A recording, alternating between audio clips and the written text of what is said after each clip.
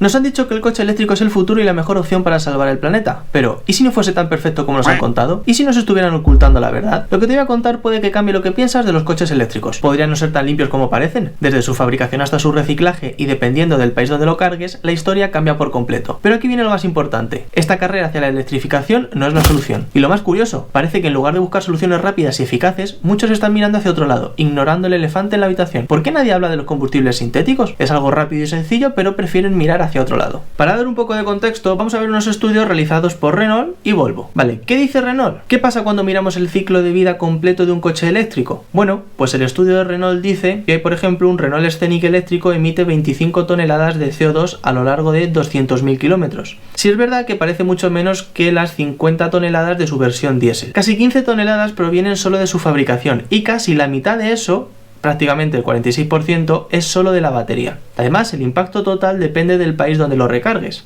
En España, donde el mix energético es más limpio, las emisiones pueden bajar hasta 22 toneladas. En Noruega, que tiene una fuente renovable del 90%, aún mucho menos. Pero ¿qué pasa si nos vamos a Polonia, donde el uso del carbón es mucho más alto? Suben a 36 toneladas, ya que se hace uso de este carbón para producir energía y por tanto cargar los coches eléctricos. Así que, sabiendo eso, ¿de verdad es tan verde como pensamos? El mix energético de países fuera de la Unión Europea, como por ejemplo Estados Unidos o China, afectan la sostenibilidad del coche eléctrico. En Estados Unidos, el mix energético depende mucho del carbón en ciertas regiones, lo que genera un impacto ambiental similar al de Polonia. Sin embargo, en estados como California, donde la energía renovable está más desarrollada, el impacto es significativamente menor. Así que ahora, sabiendo esto demuestra que la sostenibilidad de un coche eléctrico depende de muchos factores: el país, la infraestructura energética y cómo se produce. Y todos estos factores deberían tenerse en cuenta y no vale tomar decisiones al aire. ¿Y qué dice Volvo? Bueno, pues Volvo ha lanzado el EX30, su modelo más limpio hasta la fecha, con solo 23 toneladas de CO2 por 200.000 kilómetros. Es un 60% menos de su versión de gasolina, el XC40. Pero incluso este coche genera 14,8 toneladas solo en su fabricación, lo que sigue siendo un problema. Una de las claves está en utilizar materiales reciclados y energías renovables. Volvo ha reciclado un 25% de aluminio, un 20% de acero y un 17% del plástico del EX30, lo que marca una diferencia. Pero aún así, ¿es suficiente para cambiar la balanza? ¿De verdad nadie se había percatado de esto antes? ¿Tienen que ser las marcas las que hagan los estudios debido a la continua presión y prisas de Europa, amenazados obviamente bajo multas millonarias, para darnos cuenta de todo esto? Mientras tanto, otros países como China siguen contaminando sin control y cualquiera les dice algo. Y nosotros aquí, intentando compensar los abusos de otros y pagando los platos rotos. En fin, aunque estos avances son importantes, la fabricación sigue siendo una barrera, y aquí es donde entran las críticas a los híbridos enchufables y los microhíbridos. Así que ahora vamos a hablar de la producción de baterías y su impacto ambiental. ¿Sabías que la fabricación de baterías para coches eléctricos genera entre 15 y 20 toneladas de CO2 antes de que el coche entre en funcionamiento? Bueno, pues esto se debe a la extracción de minerales como el litio, el cobalto y el níquel, y además afecta gravemente a ecosistemas locales, donde se están extrayendo estos materiales. Aunque el reciclaje de baterías puede ayudar a reducir emisiones a largo plazo, la tecnología para un reciclaje eficiente todavía no está en desarrollo. Actualmente solo un pequeño porcentaje de baterías se recicla de manera eficiente, por si no lo sabías, lo que significa que la mayoría de los materiales aún no se recuperan para su reutilización, lo que está contaminando mucho más. Empresas como Stellantis están construyendo gigafactorías en Europa para reducir la huella de carbono. Por ejemplo, aquí mismo o prácticamente al lado, en Zaragoza, en España, se están invirtiendo más de 4.000 millones de euros en una planta que usa energías renovables. Estas instalaciones buscan reducir la huella de carbono mediante el uso de energías renovables y procesos más sostenibles en la fabricación de baterías. Está claro que hay una dependencia geográfica y energética. En cuanto a la producción de baterías, actualmente Asia domina el mercado de producción de baterías para vehículos eléctricos, como países como China liderando el sector. Europa y Estados Unidos están realizando esfuerzos bastante grandes para aumentar su producción local y reducir la dependencia de importaciones, con proyectos en países como Alemania y España, como os acabo de comentar de la empresa Stellantis. En cuanto al mix energético y emisiones, la sostenibilidad de los vehículos eléctricos depende de gran medida del mix energético del país donde se recarguen. Como hemos dicho antes, en países con alta dependencia de combustibles fósiles como Polonia, las emisiones asociadas a la recarga pueden ser mayores que en países con una matriz energética más limpia, como es el caso de Noruega, y eso afecta directamente a los coches eléctricos. Como veis, pueden ser o muy limpios o un verdadero engaño. Entonces ahora vamos a pasar a ver el engaño de las etiquetas medioambientales y el problema de los híbridos enchufables. Vamos a empezar por estos últimos, ¿vale? Y es que, ¿qué pasa con los híbridos enchufables? Parece ser la solución perfecta, pero sobre el papel, porque aquí hay un problema que pocos conocen. Yo no lo sabía hasta que estuve investigando para hacer este vídeo. Algunos propietarios de híbridos enchufables ni siquiera recargan la batería durante la vida del coche. Esto convierte al coche en uno de combustión normal, pero con una etiqueta verde, claro, estás comprando la etiqueta. Cuando encima se ha contaminado más para que ese coche lleve una batería que ni siquiera se está usando. Si en un puro eléctrico lo que más contamina al fabricarse es la batería, la fabricación de un híbrido enchufable es como mezclar lo peor de los dos mundos para hacer un coche, porque tienes lo que más contamina de un coche eléctrico más lo que contamina hacer un coche de combustión.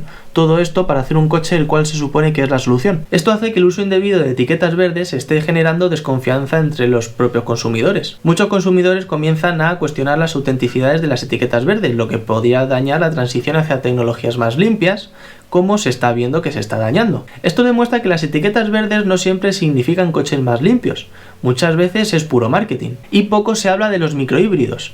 Algunos fabricantes instalan baterías pequeñas solo para obtener la etiqueta verde, aunque el coche contamina tanto como un diésel o un gasolina, que nada porque suelen ser diésel o gasolina. ¿No es esto engañar al consumidor o aprovechar los vacíos legales? Bueno, llámalo como quieras, pero esto no está bien planteado. Hablando un poco de los microhíbridos, por si no lo sabías, son esos coches con pequeñas baterías que apenas portan mejoras reales, tan solo recargan el sistema eléctrico del coche. Por si no lo sabías, el BMW que nos robaron tenía ese tipo de tecnología. Su único objetivo es conseguir una etiqueta mejor. Entonces, ¿realmente estamos priorizando el medio ambiente o simplemente estamos acelerando las cosas para cumplir las normativas? Bueno, pues es lo que tiene tantas prisas con sanciones millonarias que las marcas buscan cualquier resquicio para ganar un poco de tiempo. Los microhíbridos y los híbridos enchufables son un ejemplo de cómo se ha hecho las cosas deprisa y mal. Y eso nos lleva a plantearnos si existen alternativas reales, porque todo parece un callejón sin salida. La Unión Europea ha implementado normativas estrictas sobre emisiones, con sanciones para los fabricantes que no cumplan con los límites establecidos. Mientras grabo este vídeo, he visto que esto lo han rectificado, así que en el siguiente vídeo vamos a tratar este tema. Sin embargo, estas medidas han llevado a soluciones un poco apresuradas, como la producción de vehículos híbridos con beneficios fiscales y etiquetas ecológicas,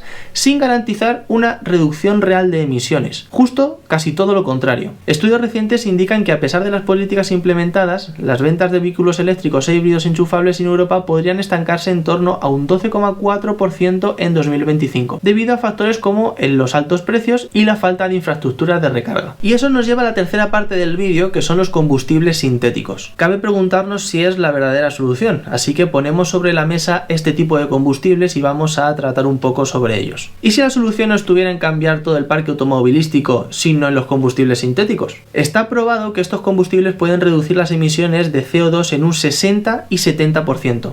Además son compatibles con los coches que ya tenemos, lo que significa que no tendríamos que renovar todo el parque automovilístico. Podríamos implementar esta solución rápidamente y con un menor coste.